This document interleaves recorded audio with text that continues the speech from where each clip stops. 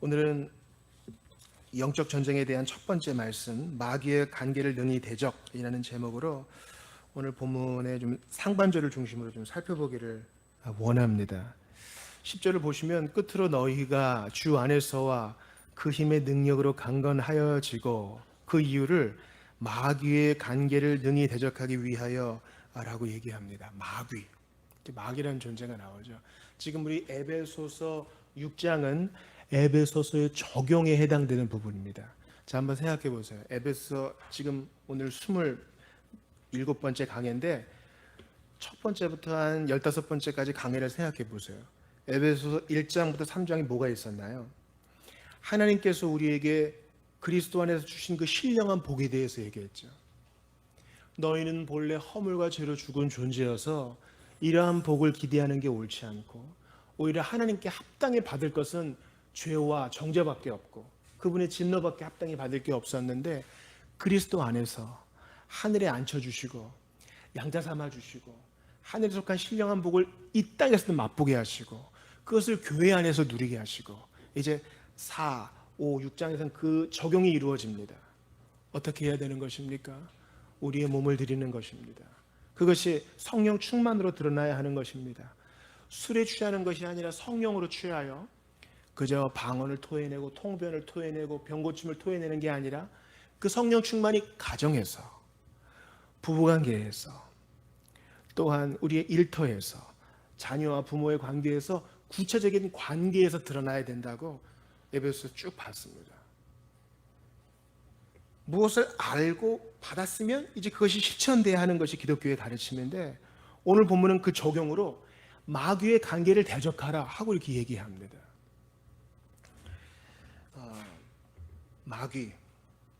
마귀 하면 여러분 뭐가 생각나세요? 마귀. 우리나라에서도 이른바 이런 축귀, 엑소시스트에 대한 영화들이 종종 있고 책으로도 있고 해외에도 있고 그렇습니다. 로마 가톨릭에는 공식적인 직제로 거기서는 이제 디컨 집사를 부제라 그래요. 부제부터 사역자에 들어갑니다. 그러니까 본래 집사는 구제와 섬김의 일인데 로마 가톨릭에서는 이 부제가 이른바 이제 사제가 되기 위한 중간 단계입니다. 그래서 조지 위필드가 먼저 부제 임명을 받고 그 다음에 미국에 갔다가 다시 돌아온 이유는 사제 임직을 받기 위해서 그럽니다. 그건 이제 성공회의 고교에 속한 전통이기 때문에 그렇습니다. 그런데 뭐 여러 가지 직분이 있어요. 로마 가톨릭에는 거기 보면은 입경 앞에서 말씀을 읽는 직제도 있고요. 또한 찬송을 인도하는 직분도 있습니다. 근데 신기한 직분 중에 하나는 엑소시스트, 즉 퇴마사라는 공식 직분이 있습니다. 물론 그것이 영화에서 보는 것처럼 뭐 해괴하고 뭔가 드라마틱하고 그런 것은 아닙니다. 공식 매뉴얼대로 하는 것이지요. 보통에는 이런 퇴마를 위한 직분이 성경에 따로 정해져 있지 않기 때문에 이 마귀의 관계를 능히 대적하는 것은 성도 모두의 일이다라고 이렇게 규정하고 있습니다. 보세요. 10절에 보니까 끝으로 너희가, 이 너희는 누구를 말하는 걸까요? 너희는 이 편지를 읽는 에베소 평범한 교인 모두, 회중 모두를 말하는 거예요. 그러므로 11절에 마귀의 관계를 능히 대적하는 것은 어느 한두 사람의 일이 아니라 모두의 일이어야 한다는 것입니다. 참 신기하죠? 엑소시즘을 다루는 영화를 보면은 마귀들이 라틴어를 해요. 하랄랄랄라 뭐 이러면서. 사실은 우리가 중세 라틴어는 어떻게 발음하는지 누구도 알지 못합니다. 왜냐하면 발음 기호를 남겨놓지 않았고 음성 녹음도 남아있지 않기 때문입니다. 그것은 고대 히브리어도 마찬가지예요. 근데 우리가 이제 후대에 그것을 이제 발음 기호를 정해서 읽는데 참 신기하죠. 예수님 시대의 마귀는 그 사람들이 알아들을 수 있는 말로 얘기했어요. 하나님의 아들 예수요, 우리가 당신과 무슨 상관이 있나이까? 이거 못 알아듣는 라틴어로 한 것이 아니라 예수님이 알아들을 수 있는 아람어로 얘기하신 것입니다. 사도행전에서의 마귀도 마찬가지입니다. 내가 바울도 알고 사도들도 아는데 넌 누구냐? 아마 그 당시에 헬라어로 했겠죠. 그러니까 영화에서 기괴한 분위기를 만들려고 마귀가 이상한 나라의 말로 얘기한다? 거기에는 약간 성경적 이해가 좀 다른 것이 있는 것입니다. 그러므로 어떤 영화나 소설책이나 문학이 주는 기괴한 분위기에 너무 빠지지 마시고 과연 성경적 교리는 무엇인지 알아보아야 하는 것입니다. 저는 먼저 오늘 처음에 이 마귀에 대해서 살짝 알아보고 그 다음에 마귀가 하는 일이 무엇인지를 알아본 다음에 우리의 실제적인 적용이 무엇이어야 하는지를 좀 보고 싶습니다. 먼저 첫 번째, 이 마귀에 대해서 우리는 처음부터 타락한 자요, 거짓말하는 자요, 하나님을 멸시하는 자요, 주께 정죄받은 자라는 사실을 알 수 있습니다. 그는 교활하고 강력한 원수입니다. 우리 말씀을 한번 찾아보겠습니다. 베드로전서 5장 8절을 찾아보죠. 에베소 6장을 딱 집어 넣으시고 베드로전서 5장을 찾아보겠습니다.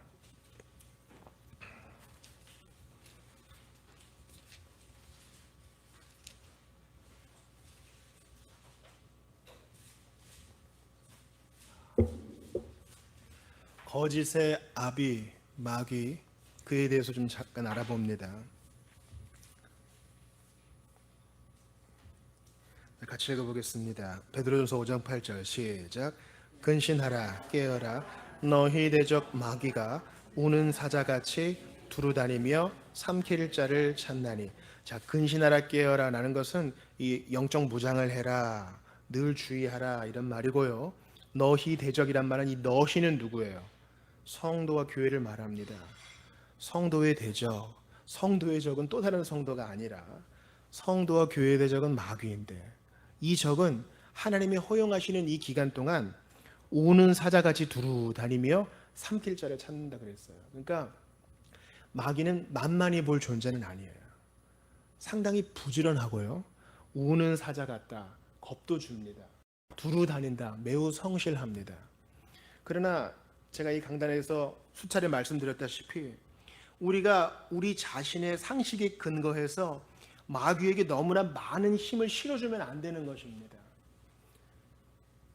마치 하나님과 비등비등한 힘과 권세를 우리도 모르게 마귀에게 주는 경우가 있어요. 성경은 마귀가 어떻게 타락했는지는 잘 얘기하지 않습니다. 마귀가 있었다는 것을 얘기합니다. 마귀는 본래 하나님께 올려드리는 찬양을 주관하는 천사들 중에 장이었습니다.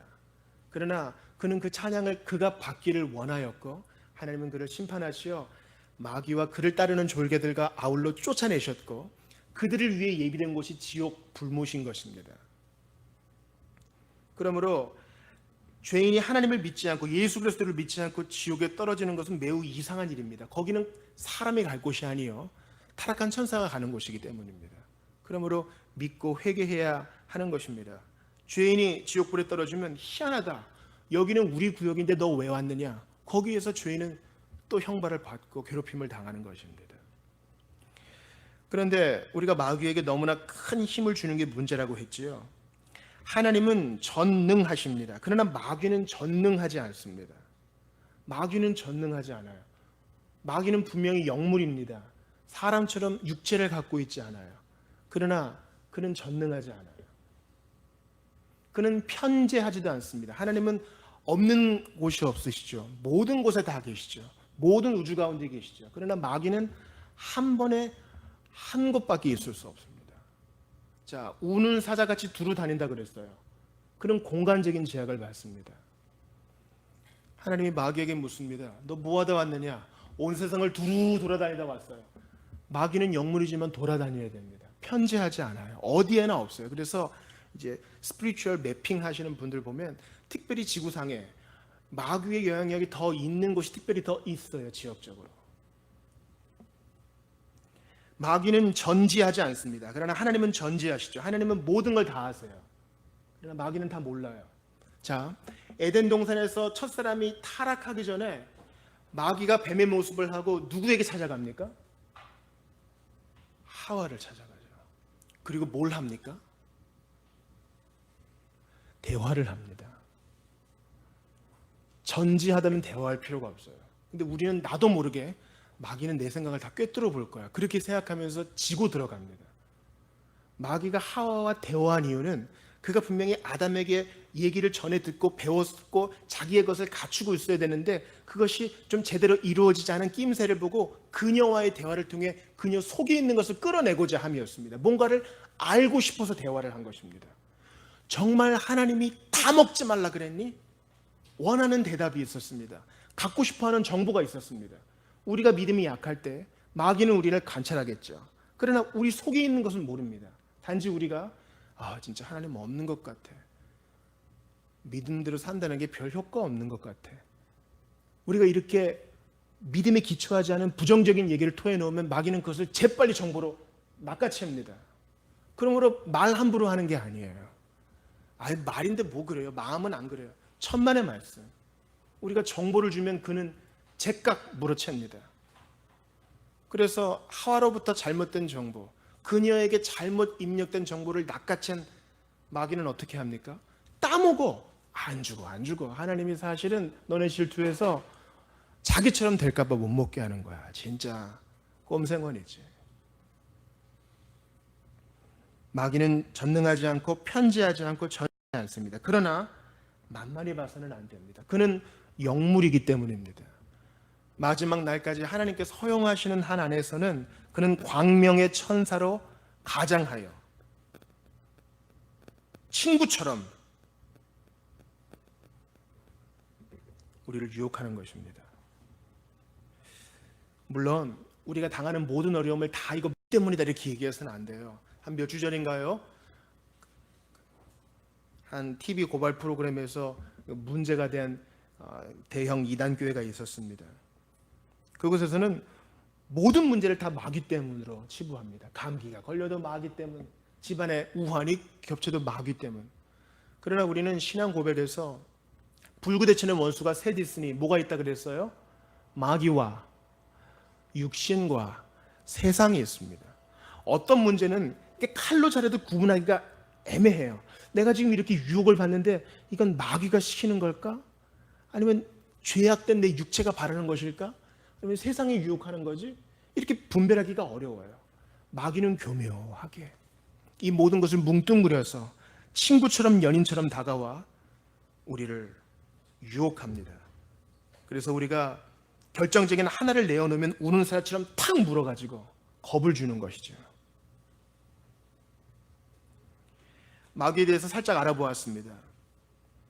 그럼 이 마귀가 하는 일은 무엇이냐?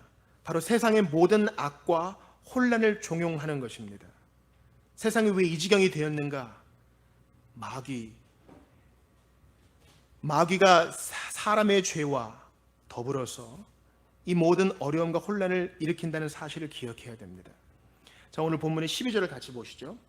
우리의 씨름은 같이 읽어봅니다. 시작.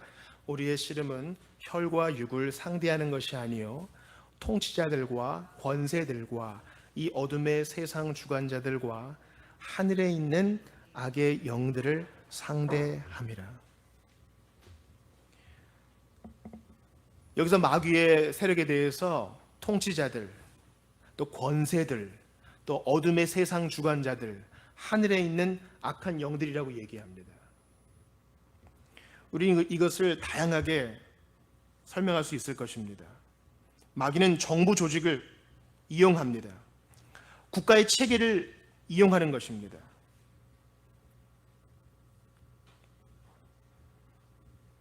아마 세상 마지막 날에 가면 국가주의가 커다란 우상이 되어서 믿는 자들을 어렵게 할 것입니다. 또한 하늘에 있는 악의 영들입니다. 우리가 미처 다 파악하지 못하는 다양한 체계들이 있는 것입니다. 그들은 무엇을 한다고요?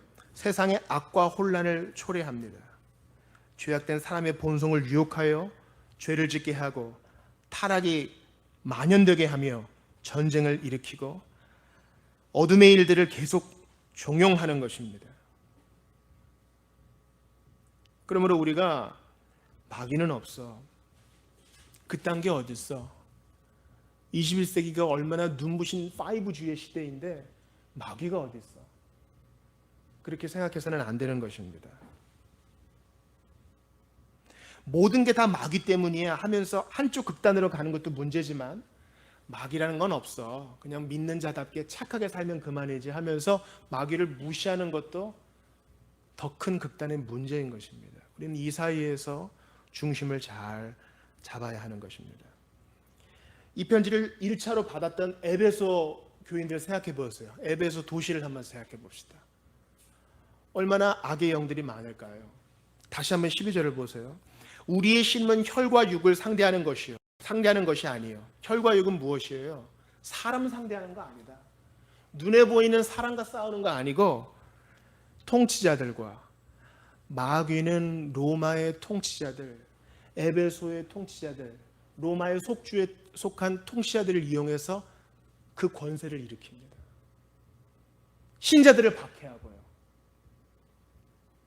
영과 반대되는 철학을 일으키고요. 그것을 퍼뜨립니다. 통치자들과 권세들과 이 어둠의 세상 주관자들과 하늘에 있는 악의 영들을 상대합니다. 오늘날도 마찬가지입니다. 전체적인 세상의 분위기가 모두 마귀적입니다. 다 그런 것은 아니지만 대부분이 마귀적입니다. 눈만 떠보세요. 언론을 보세요. 그 피비린내나 헐뜯음 속에 마귀적인 것들을 발견할 수 없다면 우리 좀 영적 건강에 문제가 있는 것이에요. 광고를 보세요. 그 폭력성과 음란함을 보세요. 거기서 마귀적인 것을 볼 수 없고 하하 재밌네 하고 넘긴다면 우리 영적 건강에 치명적인 지금 문제가 있는 것입니다. 문학을 보세요. 이른바 잘 팔리는 책들을 보세요.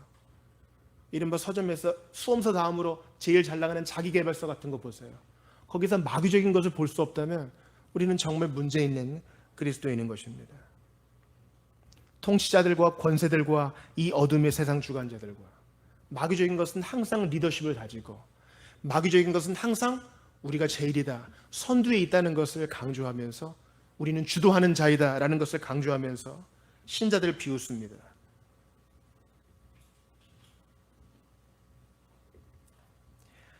저는 그런 면에서 여러분에게 다니엘서를 좀 소개하고 싶어요. 다니엘서는 히브리 성경에서는 선지서로 구분합니다. 우리는 개신교 전통에서는 역사서로 구분하기도 하는데요.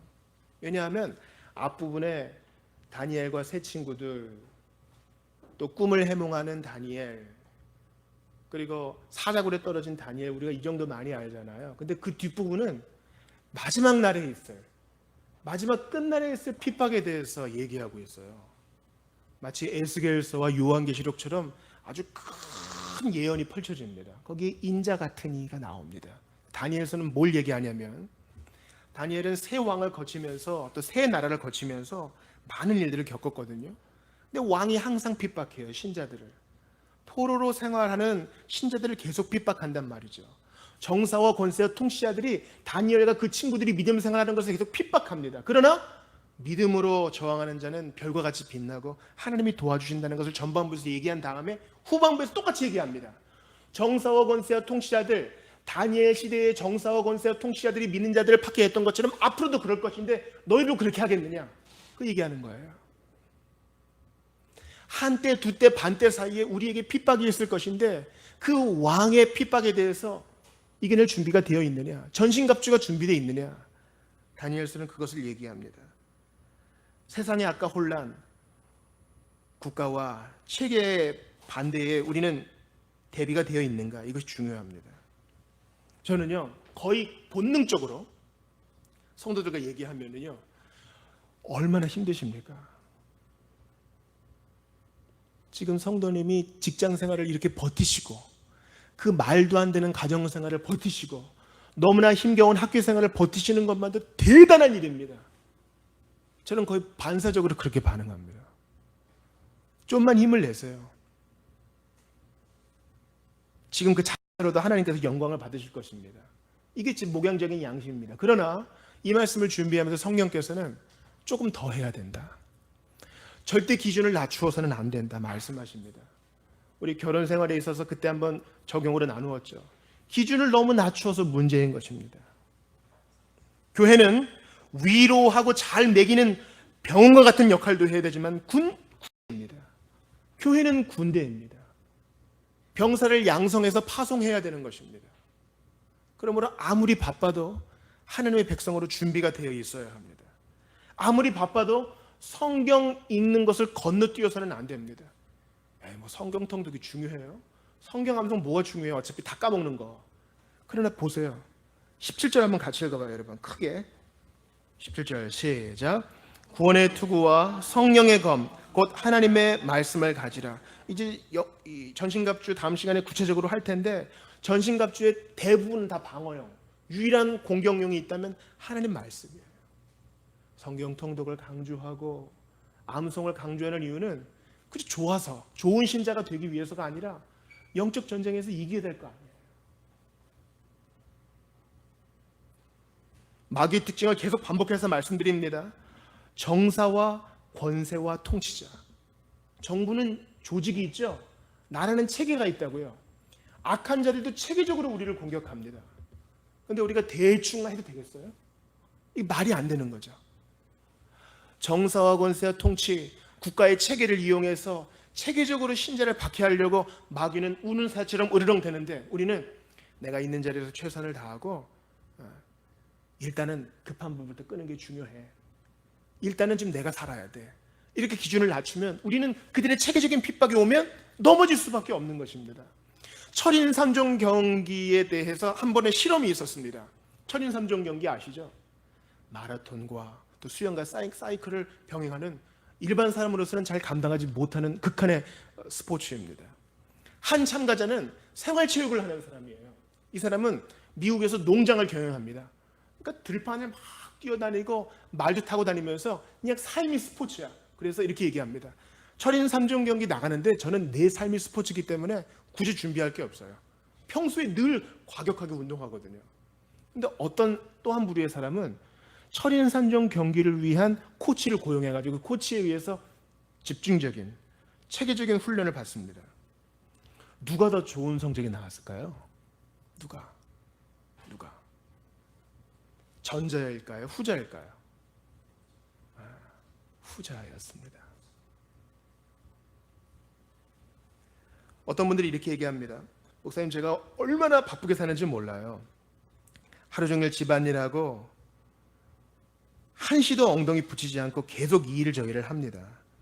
아마 운동을 해도 이렇게는 못할 거예요. 계속 쓸고 닦고 먼지 있으면 치우고 물건 옮기고 마트 장 보러 갈 때 걸어가고. 근데 희한해요. 운동을 체계적으로 코치가 맞춰준 대로 하는 사람에 비해서 문제가 생기는 것입니다. 조직적인 훈련, 제대로 된 체계가 필요한 것입니다. 그렇지 않고 대충 이렇게 하면 되겠지, 대충 이렇게 하면 되겠지. 그럼 나중에 문제가 되는 것입니다. 제가 예를 하나만 더 들어드리겠습니다. 예전에, 지금은 없어졌지만은 싸움꾼들을 모으는 프로가 있었습니다. 우리나라에서 동네 싸움꾼들은 다 모였죠. 그게 아마 싸움의 신이인가 할 겁니다. 동네에서, 지역에서 싸움 좀 한다는 사람 다 몰려들어요. 근데 오디션을 보는데 어떡합니까? 제대로 훈련받은 사람에게 끽소리도 못 내고 지는 것입니다. 얻어 터지는 것입니다. 동네에서 무규칙으로 할 때는 내가 최고로 잘했는데 훈련받은 사람 앞에서는 깨갱하는 것입니다. 제가 지금 뭘 얘기하는지 아시겠지요? 마귀는 체계적으로 정사와 권세와 통치의 영역으로 우리를 공격하는데, 뭐로 가도 서울만 가면 된다, 대충 하면 어떻게 되겠지, 이렇게 가면 안 된다는 것입니다. 오늘 아침에 큐티 넘어갔어요? 그래서는 안 되는 것이에요. 내가 살기 위해서라도, 영적 공격을 위해서라도, 다른 사람을 잘 세워주기 위해서라도 나 반드시 이거 하고 넘어가야 된다. 이런 결연한 제사가 있어야 돼요. 다음에 하면 되겠지. 이런 느슨함이 있을 때 공격하는 것입니다. 나봇의 포도원을 훔쳤던 왕은요, 잘 차려입었지만 그 갑옷 솔기에 화살이 콕 박혀가지고, 그 솔기에 하필 갑옷과 갑옷 사이에 조그만 틈에 화살이 박혀가지고 죽임을 당했습니다. 영적 전쟁에 있어서는 매우 큰 분별이 필요합니다. 저는 지금 높은 기준을 제시하고 있습니다. 그러나 우리가 이 높은 기준을 제시할 때 하나님께서 주시는 더 큰 평안과 기쁨과 충만함을 누릴 수 있게 될 것입니다. 제자 훈련을 강조하셨던 오커너 목사님이 그렇게 얘기하셨어요. 예수 그리스도에게까지 자라가라, 이런 목표, 온전한 성도가 되기까지 자라가라, 이 에베레스트 산을 바라보는 목표가 있어야지 훨씬 더 큰 성취가 있는 것이지 나 그냥 동네 뒷산에만 좀 올라가겠습니다. 이런 사람과는 수준의 차이가 있다는 것입니다. 목표를 크게 잡으십시오. 말씀을 한 군데 찾겠습니다. 야고보서 4장 7절입니다. 야고보서 4장 7절이요.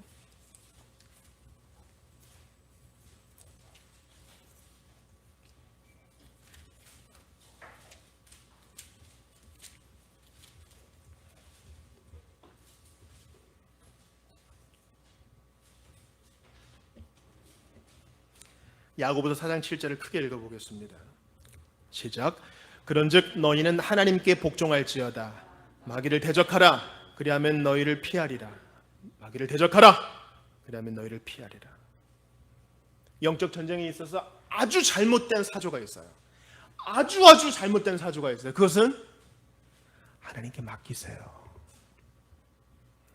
하나님께 다 맡기세요. 당신은 그저 안식하기만 하면 됩니다. 그런 가르침입니다. 너희는 가만히 있어. 그 말씀을 이용해가지고 영적 전쟁에서도 가만히 계세요. 기다리세요. 아무것도 하지 말고 주님이 다 하실 거예요. 주님이 그러셨어요. 어젯밤 형제님께 이것은 내가 싸우리라. 너는 가만히 있어라 하셨어요. 영적 전쟁에 있어서 이것보다 잘못된 개념은 없습니다.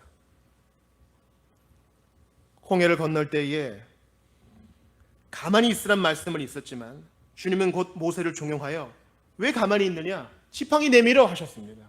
우리가 싸워야 할 영역이 있는 것입니다. 야고보서 4장 7절에서 말하죠. 마귀를 대적하라. 가만히 있으라 한 게 아니라 내게 너에게 준 능력을 가지고 그 무기를 가지고 마귀를 대적하라. 여러분의 생각을 공격합니까? 물러가라. 명령할 수 있어야 됩니다. 내 힘만 의지할 때는 패할 수밖에 없도다. 힘 있는 장수 나와서 날 대신하여 싸우네. 우리는 싸워주시는 예수님의 뒤를 따라 말씀의 칼을 뽑아야 되는 것입니다. 이러한 영적 전쟁이 구약의 여호수아에 나와 있어요. 모세는 약속의 땅에 들어가지 못하죠. 그러나 여호수아는 들어갑니다. 그래서 그 땅에 있는 가나안 족속을 모두 쳐서 없앱니다. 목사님 너무 끔찍해요. 그렇게 많은 사람을 죽이다니. 그것은 영적 전쟁을 의미하는 것입니다. 오늘날도 그렇게 하라는 것이 아니에요. 여호수아에 하나도 남겨두지 말아라. 하나도 살려두지 말아라 그러죠. 그것은 영적 전쟁에 있어서 마귀의 일들을 모두 멸하라는 것입니다. 하나 은근히 즐겨놓고 남겨놓고 나머지 다 없앤다고 되는 것이 아닙니다. 하나 남겨두면 다 지게 되는 것이에요. 근데 여호수아는 승리했어요? 실패했어요? 여호수아는 실패했어요. 가까운 데 사는 사람이 곰팡이랑 빵 갖고 와가지고 저 멀리 사는데요. 죽이지 마세요. 우린 저 멀리 사니까. 다 헤어졌잖아요. 그래, 너는 살려두마. 여호수아는 제대로 알아보지 않았어요. 그리고 여호수아 밑에 있던 족속들도 지파들도 제대로 올라가서 싸우지를 않았어요. 힘들어요. 여기서 살게요. 같이 공존을 했다고요. 그러고 나니까 문제가 계속 일어나잖아요. 사사시대 때 끔찍한 문제들이 일어나잖아요. 다윗이 세워져도 솔로몬이 세워져도 끔찍한 문제들이 계속 생기잖아요. 이 땅을 살았던 육신의 여호수아는 실패했으나 여호수아, 예수님은 우리의 온전하신 예수님은 마귀의 일들을 온전히 멸하실 수 있어요. 그분 앞서가시니 우리도 힘 있는 장수 대신 온전한 여호수아 예수님을 따라서 우리의 영적 전쟁을 싸워야 되는 것입니다. 이번 주 추석이에요. 많은 사람이 지금 이제 긴장이 풀어질 것입니다. 긴장이 풀어지면 마귀가 그 틈을 뚫고 공격하는 것입니다. 마귀는 우리가 회심할 때 공격하고요. 네가 믿은 거 가짜야. 우리가 시련당할 때 공격하고요. 하나님이 너 살아가면 이런 시련 주겠어? 우리가 성공할 때 공격하고요. 야, 너 진짜 잘하는 거야. 네가 하나님보다 짱이야. 우리가 형제 자매로부터 고립될 때 우리를 공격합니다. 너는 버려졌어. 또 우리가 한가하고 나태할 때 공격합니다. 다윗은 전쟁 때 안 나가고 게으름 피우다가 밧세바를 범했다는 것을 기억하세요. 이번 한 주 우리가 싸워야 될 영적 전쟁의 영역이 있습니다. 생각의 공격이 있을 때마다 예수 이름으로 물리치시고 말씀의 검으로 이겨내시기를 바랍니다. 언제 어떤 화살을 써야 될지, 언제 어떤 총알을 써야 될지, 언제 수류탄을 쓰고 언제 크레모아를 써야 될지 분별을 잘해야 돼요. 그러니까 말씀 공부를 해야 되는 것입니다. 온전한 여호수아 되신 예수님께서 이 땅에서 시험을 받으실 때 광야에서 하나님 말씀으로 마귀를 대적하신 것을 기억하시면서 전신갑주를 입고 성령의 검을 가지고 이 땅에서의 모든 공격 이겨내시기를 바랍니다. 이 또한 지나가리라 이렇게 대충 넘어가시면 안 돼요. 시간이 지나면 다 잊혀지리라, 사필규정 다 제대로 되겠지, 이렇게 버티는 것이 아닙니다. 물러가라! 나는 하나님의 사람이야. 물러가라! 나는 지금 그런 생각하면서 너닥거릴 시간이 없어. 물러가라! 나는 그런 것과 이미 관련이 없어. 예수의 이름으로 마귀를 물리치고 성령의 검으로 승리하시는, 또 이미 주신 승리를 누리는 우리 모두가 다 되시기를 바랍니다. 우리 한번 기도를 잠깐 합시다. 여러분 생각해 보세요. 우리가 자꾸 넘어지는 영역이 있어요. 거기에 대해서 나 어쩔 수 없나 보다, 난 이런 사람인가 보다, 이렇게 생각하는 순간 하나님은 슬퍼하셔요. 이길 수 있습니다. 하나님이 도와주셔요. 그러므로 마귀를 대적하라. 그러면 너희를 피하리라. 조직적으로 공격해오는, 구원은 못 뺐기 때문에 우리를 계속 비참하게 하려는 그 마귀의 공격에 대해서 주님은 대적하라고 하십니다. 내가 도와주마. 이 시간 예수님 믿지 않는 분들은 꼭 예수님 믿으셔서 세상과 마귀의 공격으로부터 자유로워지시기를 바랍니다. 신자 여러분들은 깨어있게 하소서. 말씀으로 마귀를 물리치게 하시고 대적하게 하시옵소서. 오늘 주신 말씀 붙들고 한번 같이 기도하겠습니다. 하나님 아버지, 참으로 인기 없는 말씀을 우리가 오늘 받았습니다. 어떻게 하면 마음의 평안을 가질까, 어떻게 하면 하나님의 인도를 받을까, 이런 매력적인 주제들이 있지만 어두움의 세상 대적자들, 조직적으로 우리를 공격해오는 어두움의 세력들, 우리가 그 실체를 보게 되었습니다. 그들은 아무것도 아님을 기억하게 하시옵고 이미 예수 그리스도의 십자가 사역으로 머리가 밟힘받은 것을 기억하게 하시오며 믿음으로 이겨내게 하시옵소서. 조직적으로 우리를 끊임없이 성실하게 공격하는 그들 어떻게 이길 수 있겠습니까? 성령이여 도와주셔서 우리도 더 큰 열심과 부지런함으로 성령님 의지함으로 이겨내게 하시옵소서. 도와주실 줄 믿사오니 그런 게 인생인가 보다, 넘어지는 게 인생인가 보다, 신자의 삶도 어쩔 수 없나 보다, 이렇게 그저 넘어지는 것이 아니라 성령님을 의지함으로 이제는 꿈꾸지도 못한 승리를 맛보게 하시고 적극적으로 대적하게 하시며 그저 아무것도 하지 않고 공격하면 공격하는 대로 주여 우리를 불쌍히 여겨주시옵소서. 그냥 넘어가는 저희가 되지 않도록 도와주시옵소서. 우리 하나님 붙들어 주시옵소서. 온전한 여호수아 되신 예수님, 우리 예수님은 판단의 착오도 없으시고 그저 그렇게 대충 넘어가시는 것도 없이 마귀의 일들을 멸하셨고 지금도 멸하시는 줄 압니다. 그 예수님 따라가면서 우리도 성령의 검을 잘 사용하여 마귀를 대적하게 하시옵소서. 세상의 유혹과 육신의 정욕과 버무려서 우리를 그렇게 공격합니다. 신자이기 때문에 공격합니다. 넘어지는 게 당연한가 보다 함부로 생각하지 말게 하시고 믿음으로 대적하게 하여 주시옵소서. 넘어지는 게, 반복적으로 넘어지는 게 어쩔 수 없는데 인생인가 보다 그냥 그렇게 생각하지 말게 하시고 우리 예수님 도와주신다는 사실을 믿으면서 끊임없이 전신갑주를 잘 무장하고 성령의 검으로 잘 분별하며 특별히 한가한 때에, 특별히 위기의 때에, 특별히 뭔가 좀 이루었다고 생각할 때에 더욱더 정신을 차려 마귀의 일들을 잘 분별하고 주께 영광을 돌리게 하시옵소서. 마귀의 일에 사로잡힌 자들 주께서 구원하여 주시기를 원합니다. 예수 십자가 복음으로 구원하여 주시옵소서. 이어지는 성찬 가운데 주께서 은혜 주실 줄을 믿사옵고 주 예수님 이름으로 기도하옵나이다. 아멘.